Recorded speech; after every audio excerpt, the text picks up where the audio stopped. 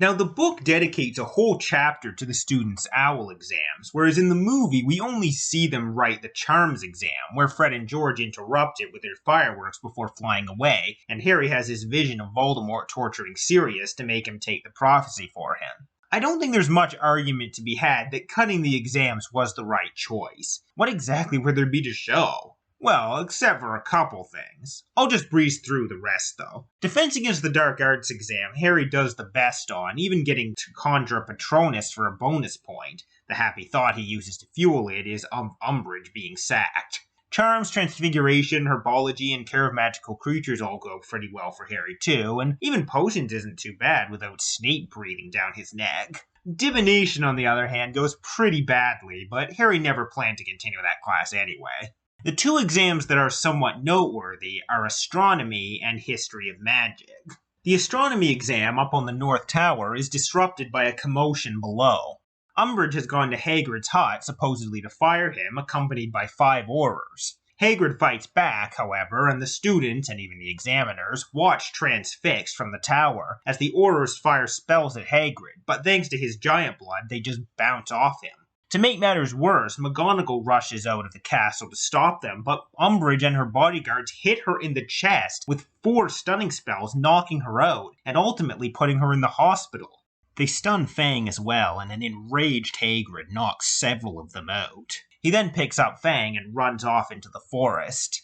So yeah, now Umbridge has driven Hagrid off and put McGonagall in the hospital. I do kind of feel like they should have included this in the movie. Aside from giving you even more reason to hate Umbridge, it also explains why Harry didn't go to either of them when he had the vision of Sirius being tortured. Speaking of which, it's during Harry's final exam, History of Magic, that he has this vision. After seeing it, he makes an excuse to leave, not like he cared about passing that subject anyway, and rushes to the hospital wing to tell McGonagall what he saw, but finds that she's been transferred to St. Mungo's because her injuries were so bad. So in the book, Harry actually does try to alert the Order about Sirius, and only once he realizes that all the Order members at Hogwarts are gone, completely forgetting about Snape, does he start to act on his own. He tells Ron and Hermione what he saw, and like in the movie, Hermione tries to get Harry to think twice about this. It's a bit different though, as in the movie, Hermione doesn't seem to question whether what Harry saw was real. She simply suggests that Voldemort is torturing Sirius to lure Harry to the Department of Mysteries. In the book, she actually questions the truth of Harry's vision, and she's right to, as it turns out Voldemort faked the vision to lure Harry, wondering how Voldemort could have gotten his hands on Sirius and how he could have gotten into the Department of Mysteries without anyone seeing him. She also says that Harry has what she calls a saving people thing, true enough, and that Voldemort knows it, so he's likely to use that to lure Harry. And she reminds Harry that the whole point of him learning occlumency was so he wouldn't see things like this. Harry, however, gets angrier and angrier with her as she questions what he saw, which is understandable as he's worried about Sirius. This whole argument is interesting because while Hermione is making some really good points and ultimately turns out to be right, up until now we, the readers, have been led to believe that everything Harry sees through Voldemort's eyes is real. So it can be easy for us to side with Harry here. I know I was the first time I read this, especially since we don't want Sirius to be killed. And at the end of the day, Dumbledore should have warned Harry that Voldemort might try and trick Harry this way. Then he would have been prepared for it. In any event, Harry ends up yelling, and Ginny and Luna, who were nearby, overhear their conversation and join in. Hermione suggests a plan to make sure Sirius really has been captured by sneaking into Umbridge's office and using her fire to contact Grimmauld Place, and to Harry's credit, he agrees to go along with it.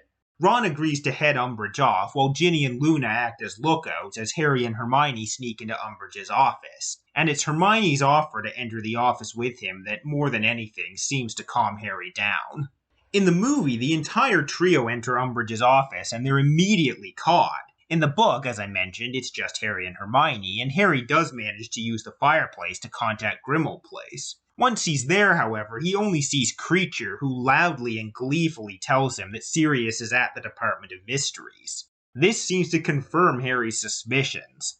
As we learn later, however, Kreacher was under orders from the Malfoys to lie to Harry in case he decided to check in. Kreacher got Sirius out of the way by injuring Buckbeak, so Sirius was actually in the attic tending to him at the time. Kreacher's complicity in Voldemort's plan was cut from the movie for simplicity, and I guess I get why. Especially since they didn't seem to plan to use him much in the future movies anyway.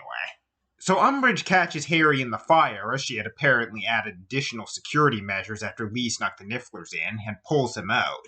Meanwhile, the Inquisitorial Squad has captured Hermione, Ron, Ginny, and Luna, along with Neville, who apparently tried to stop them from taking Ginny. In the movie, Ginny, Luna, and Neville's capture just seems completely random.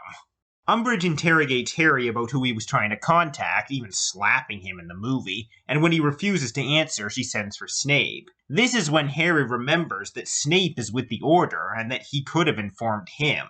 When Snape arrives, Umbridge demands a bottle of Veritaserum, but he tells her she's used up his entire store, and in the movie, this is where we learn that Cho was under his influence when she ratted on the DA.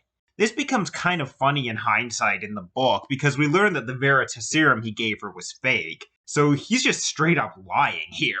And when she asks him to make more, he tells her it takes a month to make. Unless you wish to poison him, and I assure you I would have the greatest sympathy if you did. I cannot help you. Umbridge accuses Snape of being deliberately unhelpful, which, to be fair, he totally is, and puts him on probation. During this whole thing, every time Snape looks at Harry, Harry deliberately meets his eyes and focuses on the image of Sirius being tortured, hoping he'll see it in his mind. When Harry receives no sign that Snape got his message, he blurts it out as he's leaving. He's got Padfoot. He's got Padfoot at the place where it's hidden. Padfoot? What is Padfoot? Well, what is hidden? What is he talking about, Snape?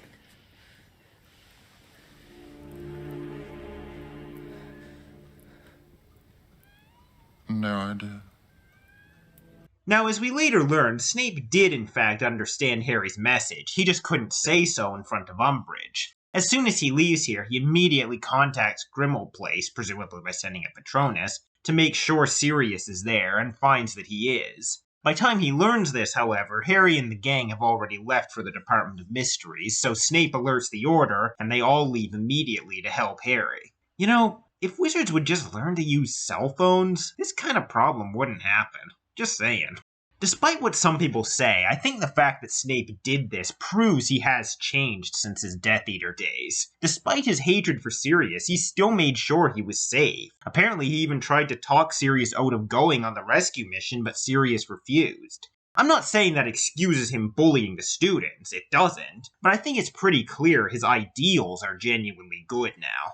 But anyway, back to the present. After Snape leaves, Umbridge, claiming she's left with no alternative, decides to use the Cruciatus Curse to torture Harry into talking. She seems to have to talk herself into it, but it's pretty clear that's just for show. She was looking for an excuse to torture Harry. And here, I think, is where we see Umbridge's true colors. I mean, even more than we already did. That's illegal. What Cornelius doesn't know won't hurt him.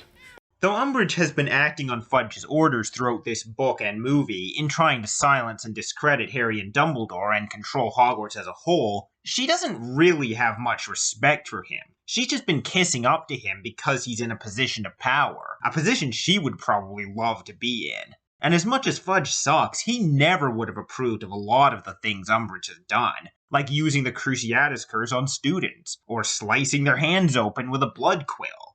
And there is one other thing she did that Fudge doesn't know about, which she reveals at this point in the book. She sent those Dementors that attacked Harry and Dudley. This is never revealed in the movie for some reason. The movie makes it seem like Voldemort sent them. But no, it was this bitch. Her motive in doing so was to force Harry to use underage magic to defend himself so he would get expelled. Either that or he would get his soul sucked out. A win for the Ministry either way. So just as Umbridge is about to use the Cruciatus Curse on Harry, Hermione comes through by pretending to break down and launches into a fake story about a secret weapon Dumbledore has been developing to use against the Ministry. Clearly she thought this story through ahead of time. This naturally gets Umbridge's attention, and I love the way Imelda Staunton's face moves and twitches here. Again, as much as I hate the character, she did an amazing job playing her. Hermione manages to convince Umbridge to let her and Harry lead her to the weapon, and not to let any of the Inquisitorial Squad come, suggesting they might try to use it on her. They lead her into the forest, and there's a moment in the book before they reach it where Umbridge asks if the weapon is in Hagrid's hut, and Hermione plays on her prejudice by saying Hagrid would have set it off accidentally. So they go into the forest, and in the movie they lead Umbridge to where Grop was, but find him missing. She realizes she's been tricked and admits, I really hate children. There's even a deleted scene where she tries to attack them. It's then that the Centaurs show up. In the book, Hermione doesn't even try to lead Umbridge to Grop. Rather, she runs through the forest, speaking as loudly as possible, and just as she planned, they're accosted by the Centaurs. I'm kind of disappointed they didn't have the Centaurs talk in the movie. I mean, we know they can because we saw Firenze talk in Philosopher's Stone, so why not have them talk here? In any case, Umbridge keeps insulting the Centaurs. Filthy half-breed! Under the law, as creatures of near-human intelligence. And when one of the Centaurs asks what she's doing in their forest, she gets angry, saying that they only live in the forest because the Ministry permits it. One of the Centaurs shoots an arrow at her as a threat, just barely missing her, and then she starts attacking them, binding Megorian in ropes. Now, in the movie, Grop shows up and grabs Umbridge, but this doesn't happen in the book. In the book, the Centaurs simply charge at Umbridge, who tries to fight back, but they destroy her wand and Bane carries her away. I do love this line they added to the movie, though. Tell them I mean no harm! I'm sorry, Professor. I must not tell lies. That is just perfect. Unlike in the movie, where all the Centaurs charge off with Umbridge, in the book, the remaining Centaurs lift Harry and Hermione to their feet and discuss what to do with them. Ronan, who we met along with Bane back in Philosopher's Stone, wants to let them go since they're only children, but the rest aren't so keen on doing so. Hermione tries pleading with them, but she keeps saying the wrong thing, and when she admits that she was hoping the Centaurs would deal with Umbridge for them, they feel insulted at being used like that by humans. Harry is slightly more composed and careful about what he says, but by that point, they're too angry to listen. I really like this because it again shows one of Hermione's weaknesses. She came up with a brilliant plan to get rid of Umbridge, but when it goes wrong, she panics and isn't able to talk her way out of it. We don't see this in the movie because the Centaurs just let them go. Fortunately for her and Harry, Grop shows up and the Centaurs become too focused on him to worry about Harry and Hermione. Grop yells, Hagrid! And Hermione realizes he's asking for Hagrid. He then spots Hermione and, surprisingly, remembers her, calling her Hermie. When she and Harry are unable to tell Grop where Hagrid is, he becomes angry and makes to grab them, knocking one of the Centaurs over in the process. At this, the Centaurs attack Grop, and Harry and Hermione take advantage of the chaos to slip away. As they start to panic, wondering what they're going to do now, Ron, Ginny, Neville, and Luna suddenly arrive. In the book, Ron explains how they all work together to escape from the Inquisitorial Squad, but honestly, I kind of like how they did it in the movie a bit better. Puking past us. It wasn't pretty. Told them I was hungry and wanted some sweets. Of course, they told me to bugger off and ate the lot themselves. That was clever, Ron. That's been known to happen. So Harry doesn't want to bring Ginny, Neville, and Luna along, but they keep pushing, reminding him that this was the whole point of the DA. Dumbledore's arm was supposed to be about doing something real. Or was that all just words to you? Harry is forced to give in, and as they wonder how they're even going to get to the Ministry, Luna points out the Thestrals that have just arrived, attracted to the blood on Harry and Hermione's clothes. They all climb onto the Thestrals, Luna helping Ron, Hermione, and Ginny, who can't see them, and fly them to the Ministry, where they make it to the Department of Mysteries without incident. Now, I'll just say right now, pretty much all the cuts made to the Department of Mysteries section fall into the category of, I'm disappointed to lose it, but understand why. So just assume those are my feelings unless I say otherwise. The movie cuts right to the Hall of Prophecies, but in the book we see the whole journey to find it. Upon entering the department, the group come into a large room with a bunch of doors around the wall. Unfortunately, Harry simply remembering his dreams to find the correct door isn't an option, as the wall starts spinning so he no longer has any idea which one it is. They try a few rooms, with Hermione marking each one with a flaming X as they try them. They see one room with a bunch of brains floating in a tank, and one that is completely locked, and not even Alohomora or Sirius's knife can unlock it. In fact, the knife melts when Harry tries to use it to unlock the door. According to Dumbledore, this room contains pure, concentrated love. That's Interesting. They even come across the Death Chamber with the arch that Sirius will fall to his death through.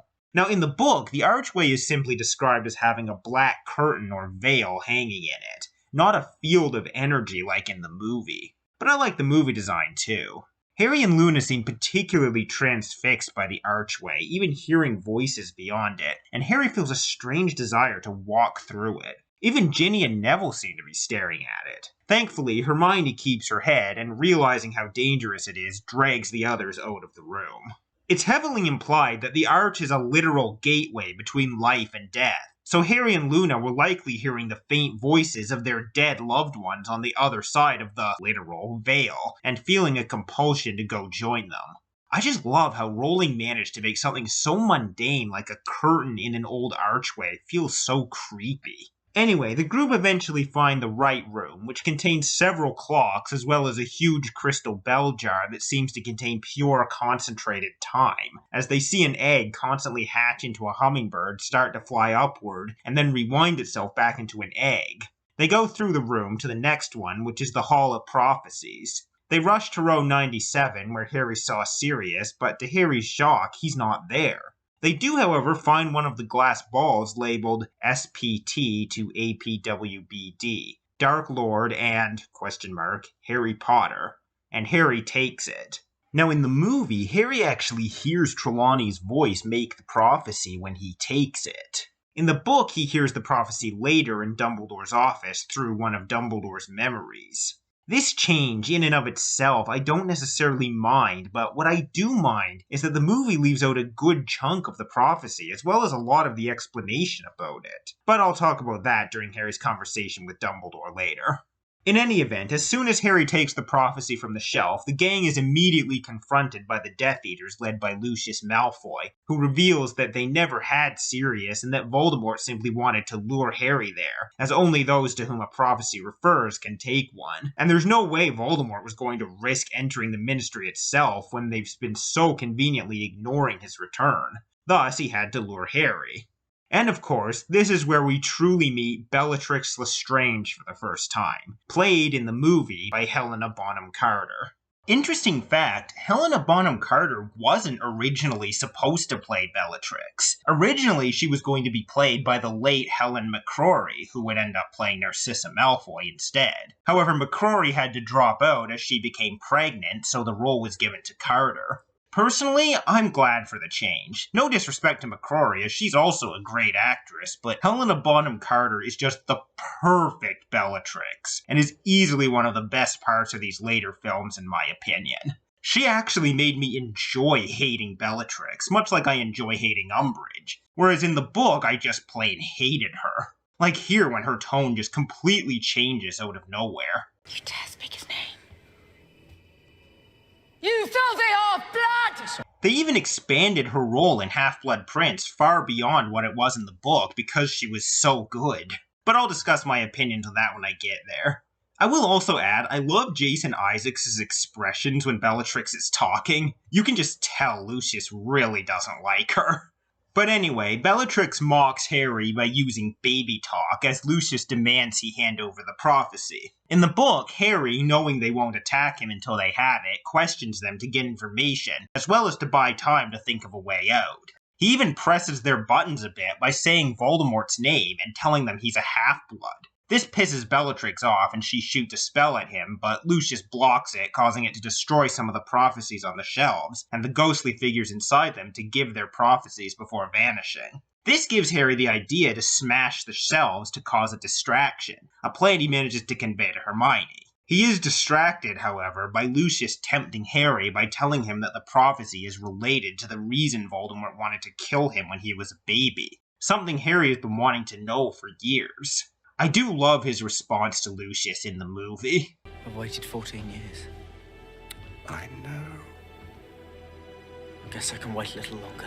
Now! Stupid! So the kids create a distraction by destroying the shelves and they start to run. Now, the Department of Mystery's battle is simplified quite a bit from what it was in the book. In the movie, the battle takes place entirely in the Hall of Prophecies and the Death Chamber. I do like how Ginny's reductor spell was so powerful, it pretty much destroyed the whole room. One thing I've never liked in the movies, though, is how they seem to portray the Death Eaters as some sort of wraiths. They're not. They're humans. I guess it's a cool visual effect to differentiate the bad guys, but to me it kind of gives a wrong impression of their nature. Also, in the movie, the entire group makes it to the Death Chamber where they all get captured. But in the book, the fight goes through several different rooms, the group is split up, and are taken out one by one until only Harry and Neville are left standing by the time they get to the Death Chamber. I understand the need for the movie to simplify this, so I'm not upset with them for doing so. I personally prefer the book version, though. So as the kids run from the Hall of Prophecies, they end up injuring the Death Eater Nott, taking him out of the fight, and Harry, Hermione, and Neville get separated from Ron, Ginny, and Luna. Back in the time room, the three of them listen through the door as Lucius divides the Death Eaters into pairs to search. Harry, Hermione, and Neville hide under their desks as two of the Death Eaters enter the room. Harry knocks one of them out as they start checking under the desks. The second one puts up more of a fight as Harry and Neville start to duel him, with Neville accidentally disarming both Harry and the Death Eater. Hermione catches up to them and knocks out the Death Eater, causing his head to land in the jar containing concentrated time. This causes something rather disturbing to happen. His head, and only his head, rewinds into a baby's, so we see a baby thrashing around in a grown man's body. You know, that Avery guy never seems to catch a break. How much do you want to bet this was him? There is also this kind of funny moment afterwards. Harry raised his wand, but to his amazement, Hermione seized his arm. You can't hurt a baby? That just makes me laugh for some reason. One other thing I want to mention here is that while Harry and Neville were fighting the Death Eater, Neville cast a spell that accidentally destroyed the entire shelf of time turners. This was a clever way of writing that out as a plot device in the future. Now we won't be wondering why no one ever used one to undo any of the tragic things that happen from now on, because they've all been destroyed. As for why no one tried to use one to undo Voldemort's return before now, well, their use is controlled by the Ministry, and the Ministry didn't believe he had returned. Two more Death Eaters corner Harry, Hermione, and Neville in a small office. One of them, Antonin Dolohov, who incidentally killed Mrs. Weasley's brothers and will later kill Lupin in Deathly Hallows, shouts for the others, but Hermione uses a silencing charm to shut him up. Harry then uses a full body bind on the second Death Eater, and then Dolohov hits Hermione with an unnamed deadly curse that causes her to collapse unconscious, which she remains for the rest of the battle. Even more disturbing, if Dolohov hadn't been silenced and could have said the incantation out loud, this curse might have killed her. Dolohov then kicks Neville in the face, breaking both his nose and his wand. Thankfully, Dolohov is then distracted by the baby-headed Death Eater thrashing about in the room next to them, giving Harry the chance to body bind him as well. With those two dealt with, Harry and Neville check on Hermione and find that she's alive. Harry tells Neville to take Hermione and leave, then raise the alarm while he tries to find the others. But Neville refuses to leave Harry. He picks up Hermione, and Harry gives Neville Hermione's wand since his own is broken. They leave and go back to the rotating room with all the doors, where they find that Hermione's fiery X's have disappeared from all the doors, so they have no idea which one to take. At that moment, Ron, Ginny, and Luna emerge from one of the doors. Ginny's ankle is broken, and Ron seems to have been hit with a spell that scrambled his brains and made him very lightheaded, as he keeps chuckling weakly and acting like he's drunk. They don't get far, unfortunately, as Bellatrix and two other Death Eaters burst in. They manage to run into the room with the brains again and lock the door before the Death Eaters get through. They go around locking the other doors, but unfortunately, the Death Eaters blast one of them open as Luna is locking it, sending her flying and knocking her out. Ron, in his delirious state, decides to open the tank full of brains and touch one of them. It starts attacking him with what seem like tentacles of thought, which Harry isn't able to do anything about. Meanwhile, one of the Death Eaters knocks Ginny out with a spell, and Neville, with his broken nose, is unable to pronounce any spells right to use them. So, Harry decides to run in hopes of luring the Death Eaters away from the others. He ends up back in the Death Chamber, where the Death Eaters corner him. Neville runs in to help, but only ends up getting captured, with Bellatrix delightedly telling him she knows his parents. So this is more or less where the movie picks up, except that in the book, it's only Neville who's been captured, while the other four are unconscious in the brain room. The scene plays out more or less the same, however. Give me the prophecy now, or watch your friends die.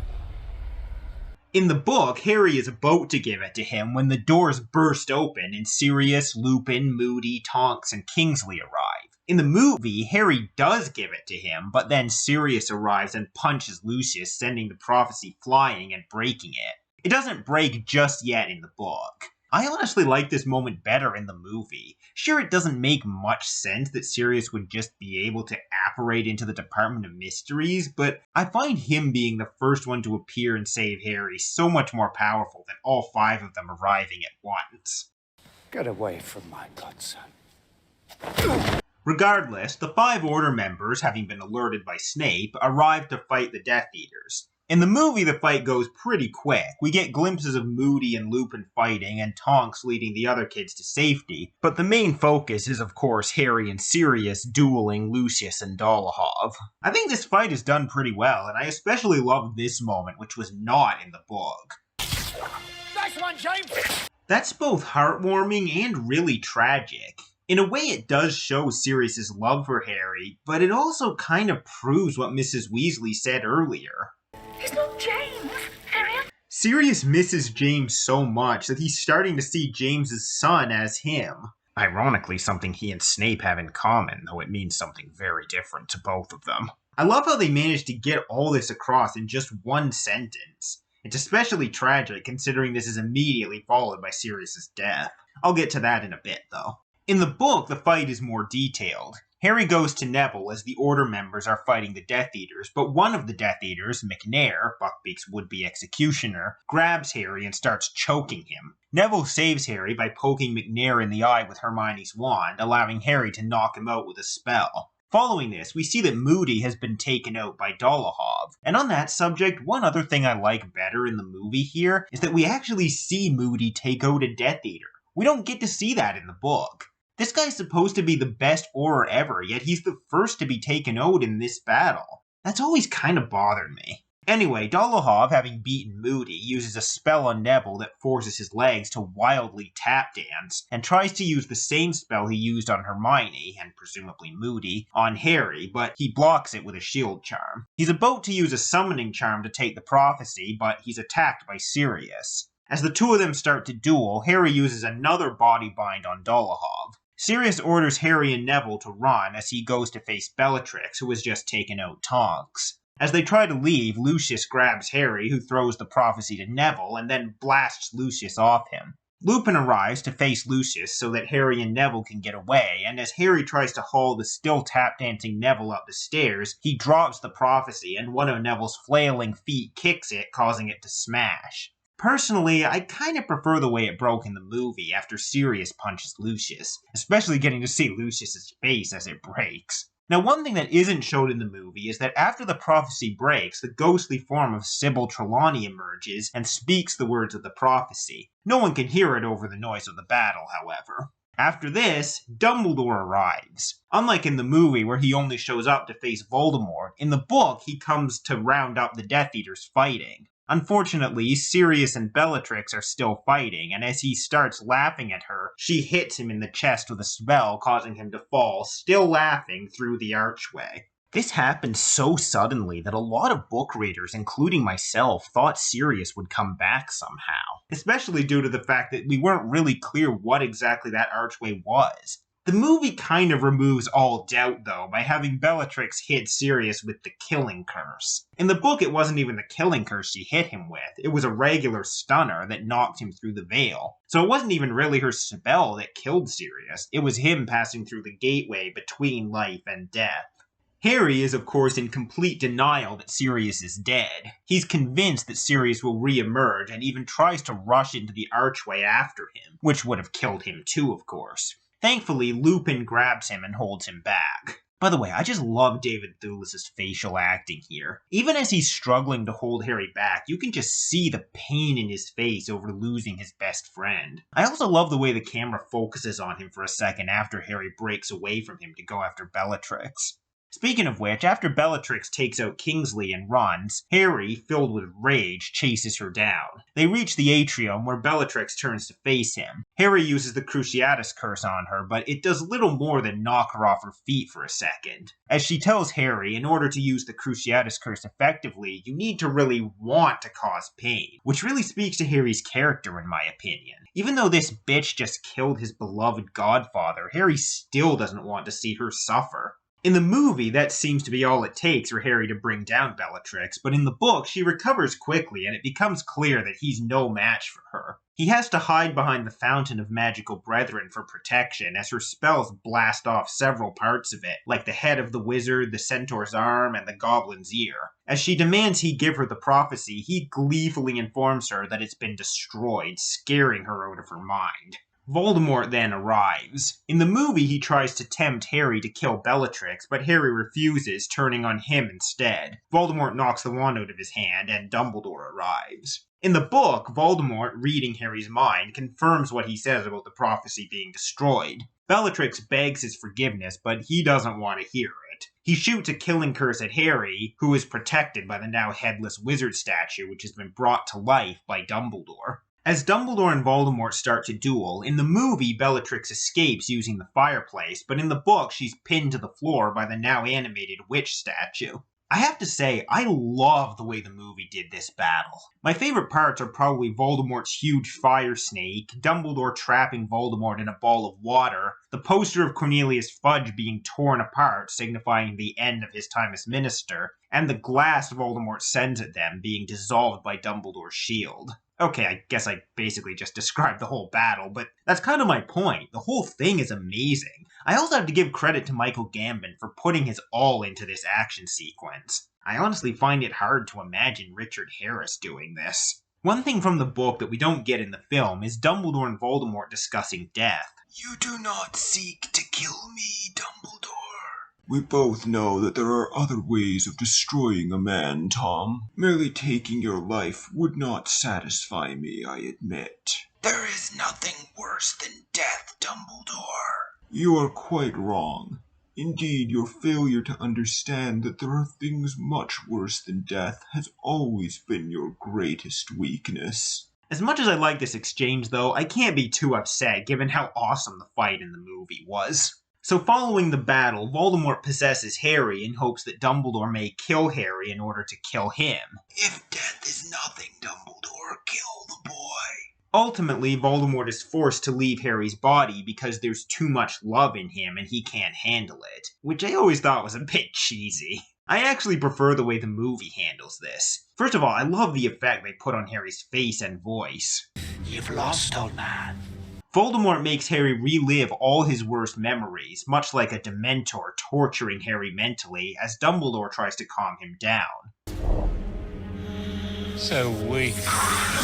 So vulnerable.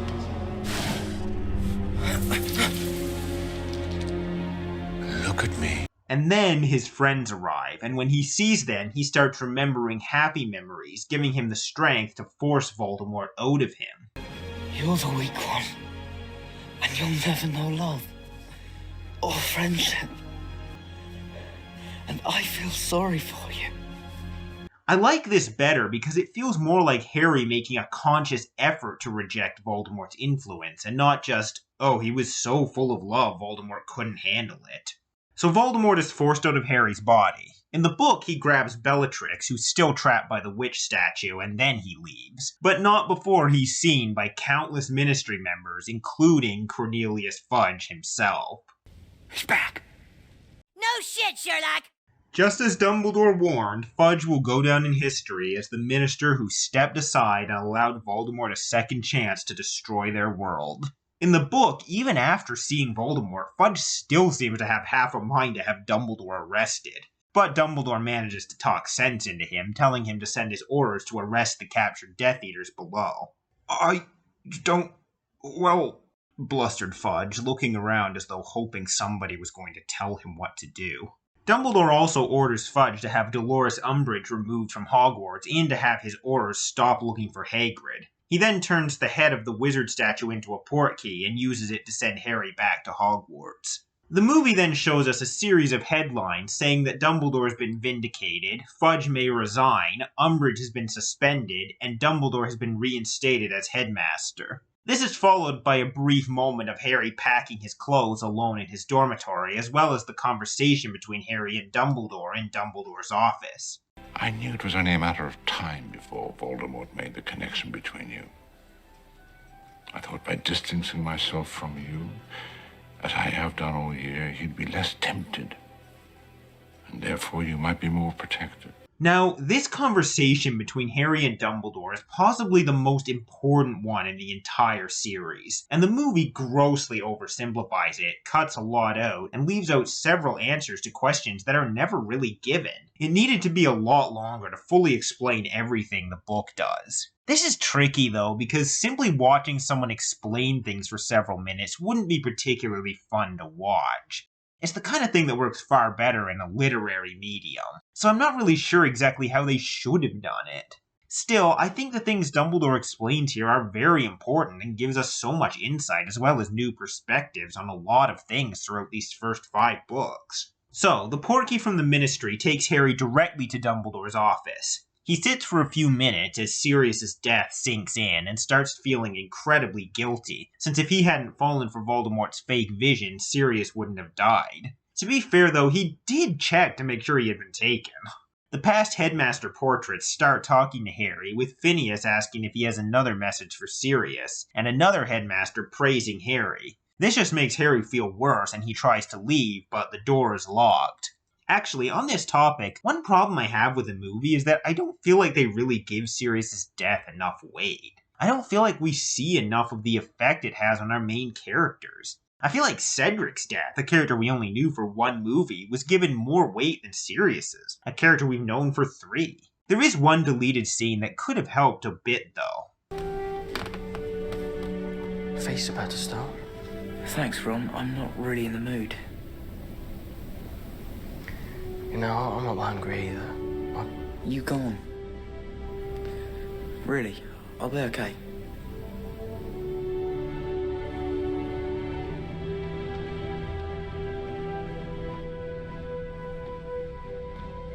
After this, Ron goes downstairs to Hermione and simply shakes his head. It's a small moment, but at least it would have been something. So anyway, Dumbledore arrives and informs Harry that everyone involved in the battle, Sirius aside of course, is going to recover. He then tells Harry, "I know how you're feeling," and this pisses Harry off, which is somewhat understandable after Dumbledore has ignored him all year.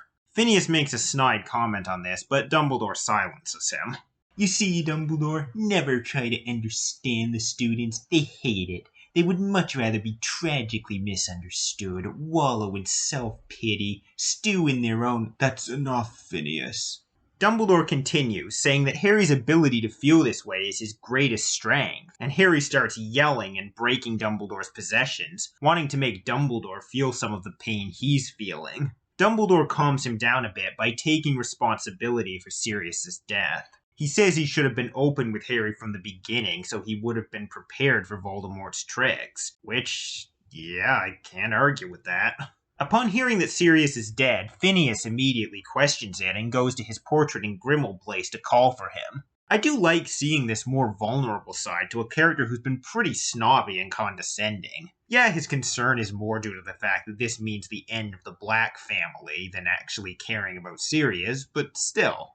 So Dumbledore then explains to Harry why he's been distancing himself from Harry all year. Basically, since the connection between Harry and Voldemort was becoming stronger, he knew Voldemort would soon find out about it and try to force his way into Harry's mind. As such, he didn't want to make Voldemort think that his relationship with Harry was any closer than with any other student, or he might possess Harry both to spy on Dumbledore and attempt Dumbledore to kill him. So the times Harry wanted to attack Dumbledore when they made eye contact, that was Voldemort's feelings coming out in him. Dumbledore admits that distancing himself from Harry like this was a mistake.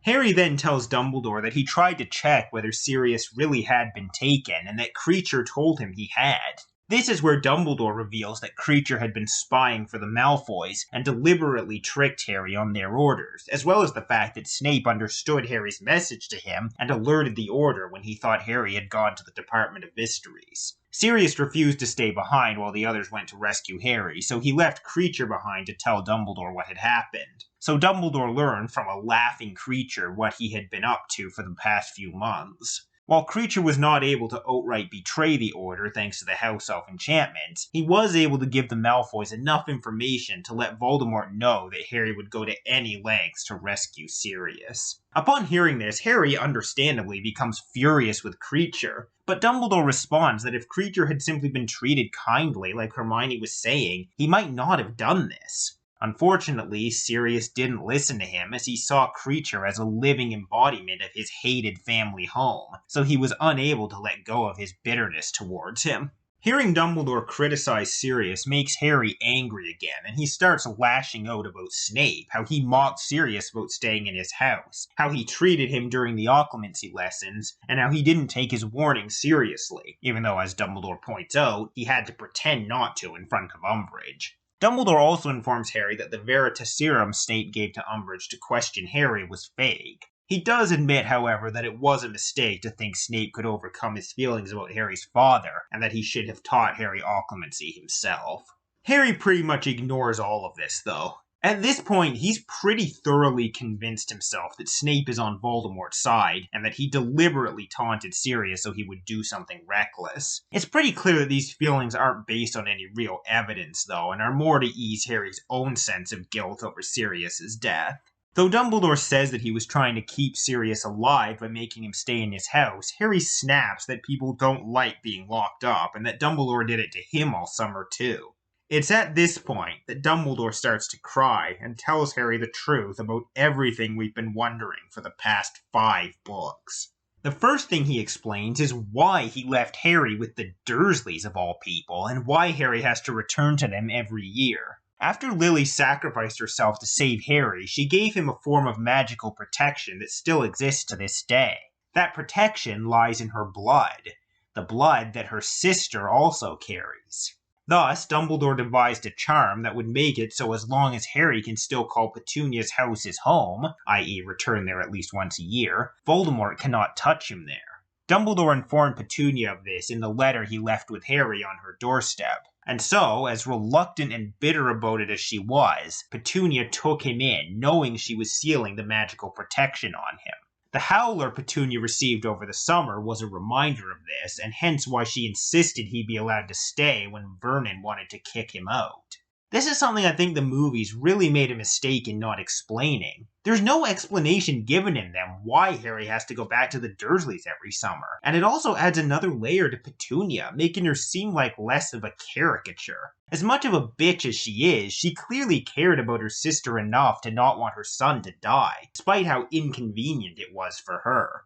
After this, Dumbledore goes over his entire plan regarding Harry over the last 15 years. He knew that thanks to Lily's blood, he would be an integral tool in defeating Voldemort for good, so he was hoping to mold Harry into someone who was talented at magic, but more importantly, selfless, caring, and incorruptible, as that would be Voldemort's greatest weakness. However, there was one glaring flaw in Dumbledore's plan. As he reminds Harry, Harry asked him at the end of his first year why Voldemort wanted to kill him when he was a baby, and he didn't give him an answer. Similarly, he held off on giving Harry the answer to any of the next 3 years, as he just couldn't bring himself to add yet another burden to Harry's shoulders. In other words, he cared about Harry too much. Dumbledore has to think about everyone. This war rests on his shoulders. He can't let his personal feelings about a single person get in the way of doing what's best for the wizarding world.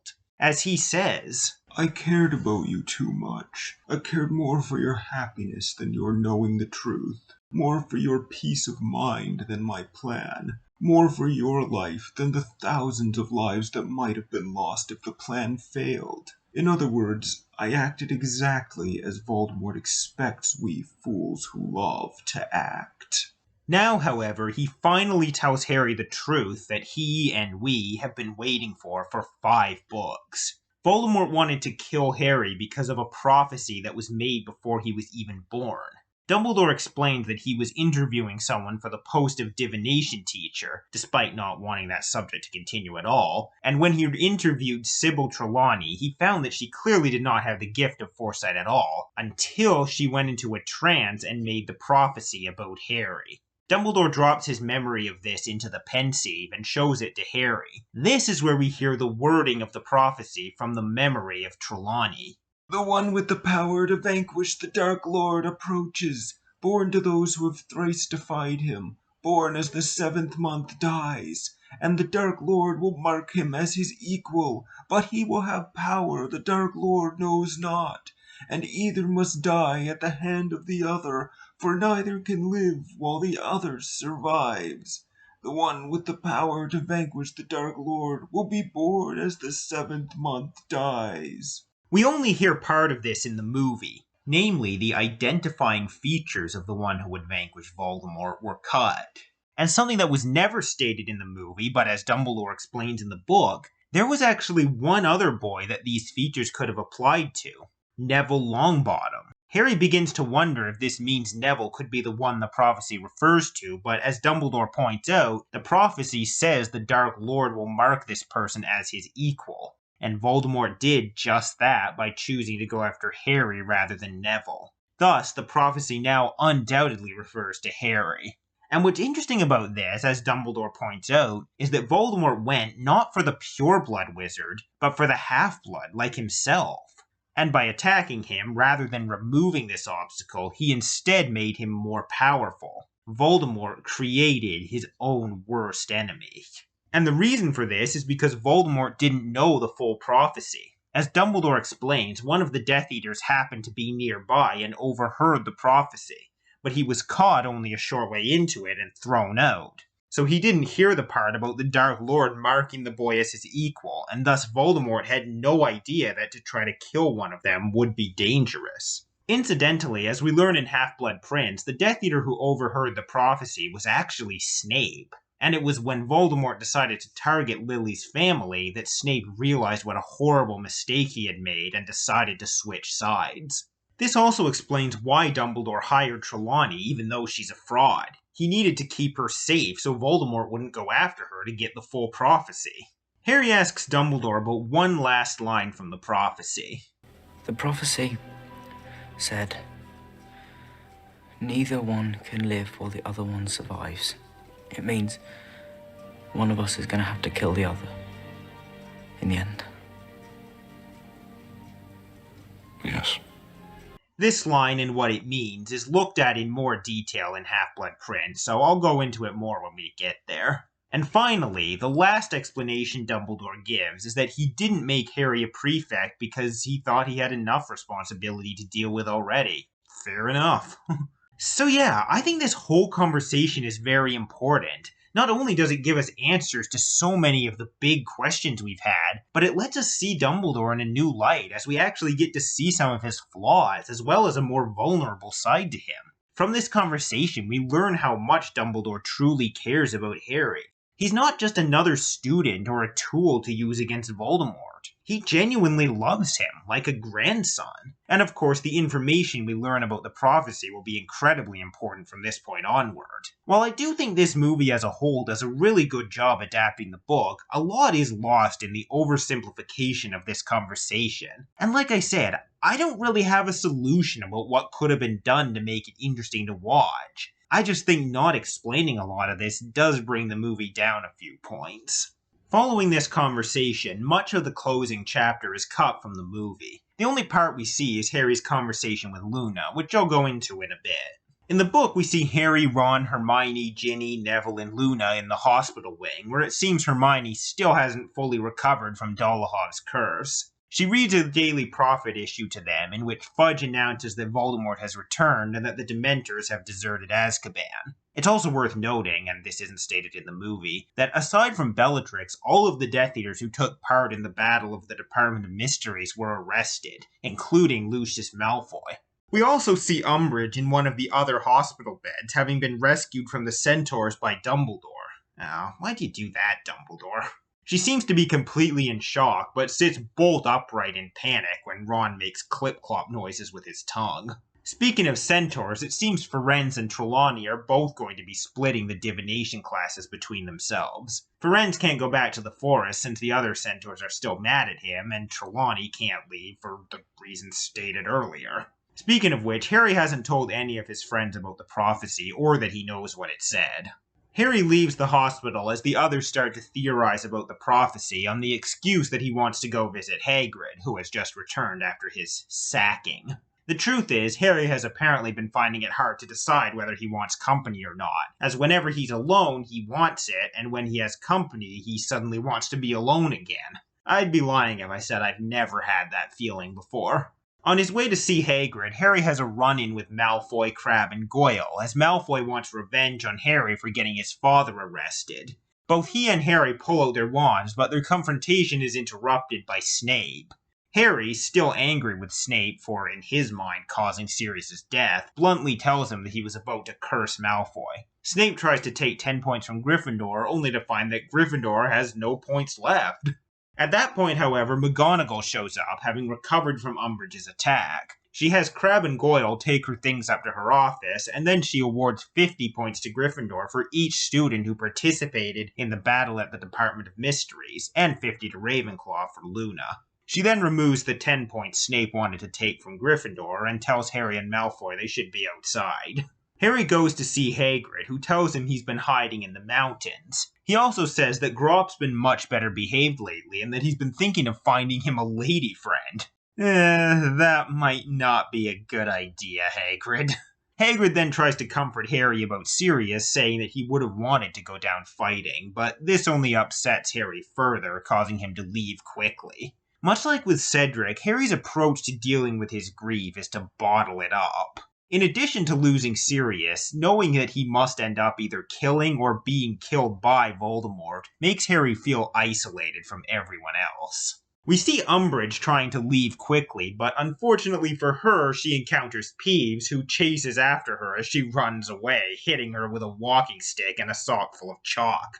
Many students ran out into the entrance hall to watch her running away down the path, and the heads of house tried only half-heartedly to restrain them. Indeed, Professor McGonagall sank back into her chair at the staff table after a few feeble remonstrances, and was clearly heard to express a regret that she could not run cheering after Umbridge herself, because Peeves had borrowed her walking stick.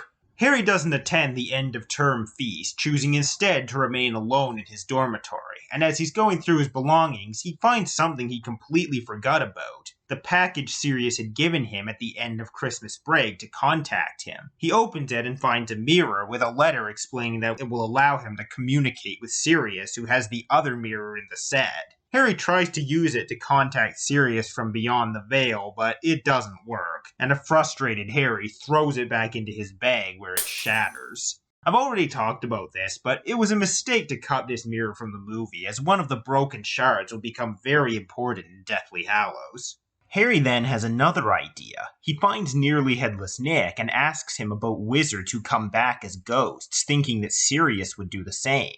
Nick, however, sadly tells him that Sirius probably won't, as very few wizards choose to do so. When Harry asks why, Nick explains that he himself was afraid of death and what lay beyond. So instead of allowing himself to pass on, he chose what he calls this feeble imitation of life instead, and he's regretted this choice ever since. Sirius, he says, would know better and wouldn't be afraid to pass on. I honestly love this part, as it gives us more insight into the ghosts of Hogwarts and their thought process. It's a nice way of emphasizing not to fear death. And of course it explains why none of the characters who die simply come back as ghosts. I guess I get why the filmmakers didn't consider this necessary to explain, but some people might still be left wondering why none of the dead characters come back as ghosts. Maybe it would have been too expensive to get John Cleese back, though. After leaving Nick, his depression back in full swing, this is where Harry comes across Luna and they have their conversation where she tells him that people have been hiding her possessions, and Harry asks if he can help her find them. In the book, this is also where we learn about Luna's mom's death and where Harry really starts to see her as a friend. In the movie, this stuff was pushed ahead to the scene with the Thestrals, which I've already given my thoughts on. She offers Harry her condolences about losing his godfather, and in the book, then she talks about how they'll be able to see their dead loved ones again, reminding him of the voices they both heard in the archway in the death chamber. The movie scene ends with this line, which is a bit reworked from a line in the book, but I like the way they make it so it ties into Harry's loss. My mum always said, the things we lose have a way of coming back to us in the end. If not always in the way we expect. Following this conversation, according to Harry's inner dialogue, he feels a bit less depressed. The movie then ends with the students boarding the train as Harry gives a motivational speech. I've been thinking about something Dumbledore said to me. What's that? That even though we've got a fight ahead of us, we've got one thing that Voldemort doesn't have. Yeah? Noses. Something worth fighting for. Oh, yeah, that too. As usual, there's more in the book.